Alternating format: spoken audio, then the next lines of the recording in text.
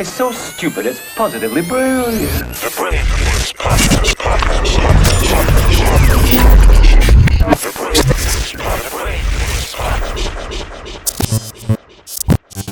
I gotta say something.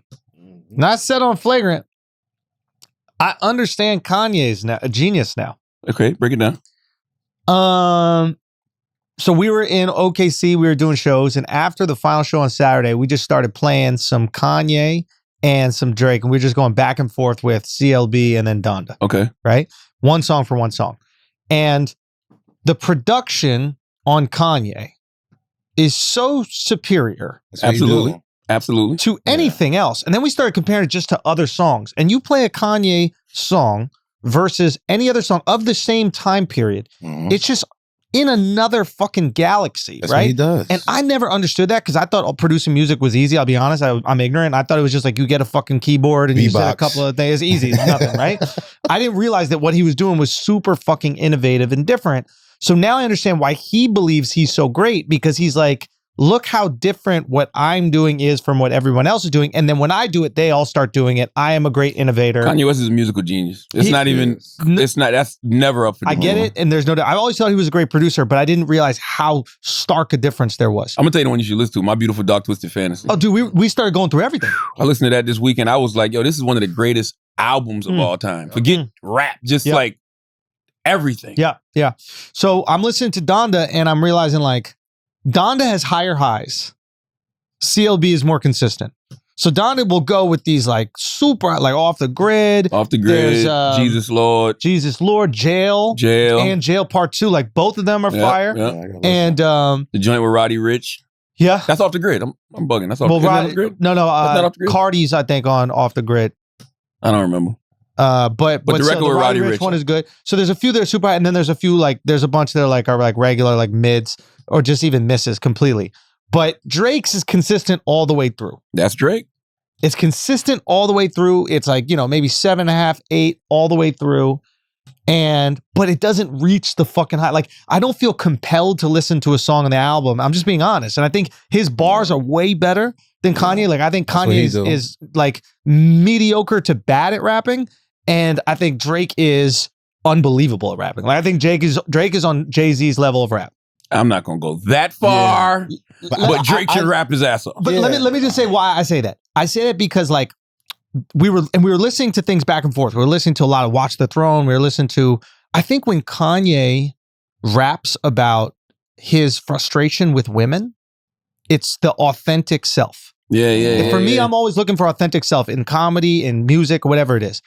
When he raps about his frustrations with women, you actually feel like, oh, this is who he is, and the lines make sense. Yeah. Everything else, he's trying to like put on an identity and like pretend to be someone. And then when he raps about it, the lines don't even make sense. Like we were watch. I think it was Watch the Throne. We go, I'm bee sting off the Riesling. And it's like, it sounds good. And then you think about it, you're like, ain't nobody want to get fucking shit-faced off of white wine. Well, here's the thing. Like, it's just corny. And nobody says bee sting when they're drunk. I'm beastie right now. Or do they? I don't know. I've never heard that saying before.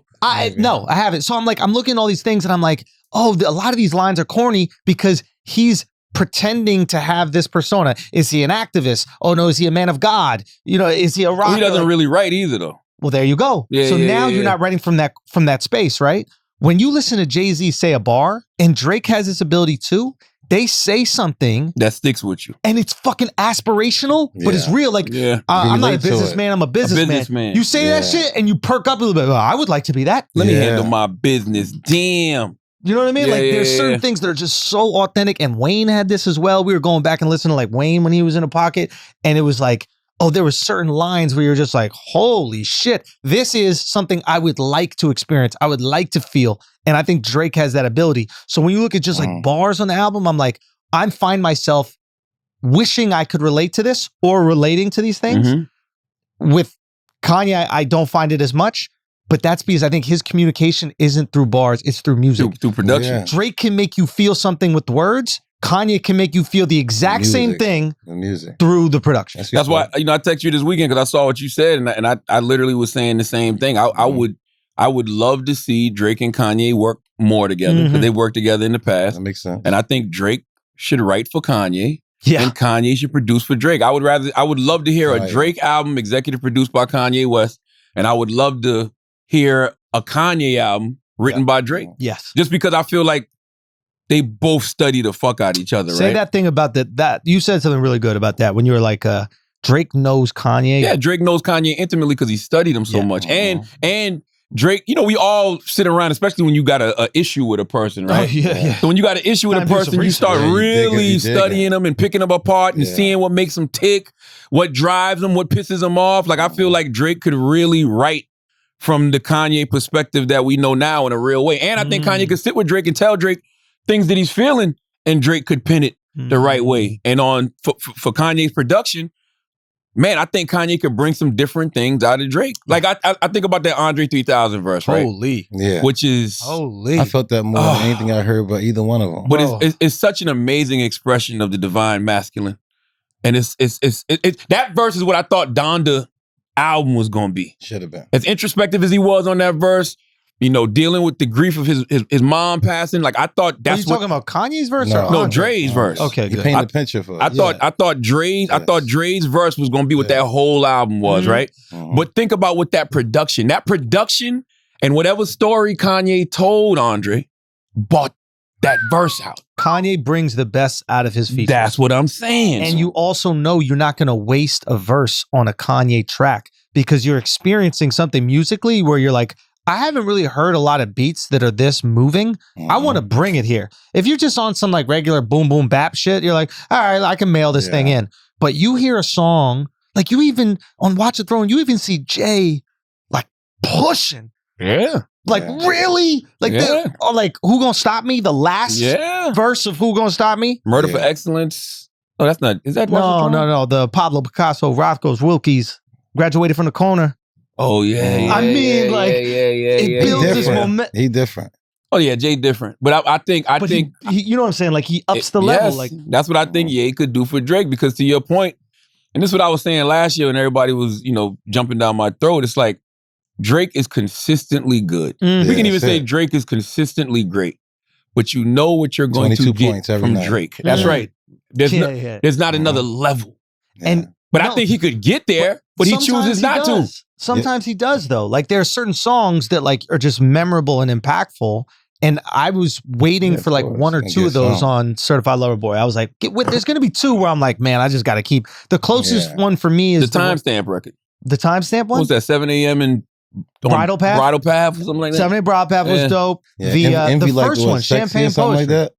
Huh? Too Sexy or something like that? That's the one you found introspective? No, I'm just saying, because when Envy said that earlier this morning, I already knew exactly how Drake flow and how he gonna sound in the words, and I never heard the song before. And that's what I mean. Like, I think Drake is dope, but it's just like, what he does is good, great, and it's always gonna be good and great until somebody comes along and shows you better. Like, for the past 11 years, he hasn't had to do anything but be Drake. Okay, but let me say this, though. I think that his ability to rap, his actual voice, his voice control, great voice, I think is Jay-Z level. I know people are going to shit on me for that. I don't care. But maybe there's another generation. We're a little bit older. But maybe the next generation is looking at him in the same way that we looked at Jay-Z or Big or these guys. So of course. I think Jay-Z is Jordan. Is he LeBron? He's LeBron. Oh, yeah, LeBron or Kobe or Drake something like that. Kanye's Kobe. Fair enough. So it's like, but I'm just saying bars. I'm looking, this is as elite as you get. You can't get more elite. So when you're saying, why don't they work together? What I think Drake needs is just production. I don't think Drake needs better bars. I don't think you spit better than him. Because even that Sexy song, he don't need better bars. I heard that beat before. That beat had to be out before. No, you heard it when we were younger. There was a song, I'm too sexy for my shirt. Too sexy for my son. Remember you danced to that in 10th grade? It hurts. I actually did that inside the talent show. The talent show, yeah. You're lying. No, you did. I was too sexy. I was a sexy guy in school. You want to see Wax? You want to see Wax looking too sexy? Chill out. Hold on, I'm gonna show y'all Wax looking too sexy, man.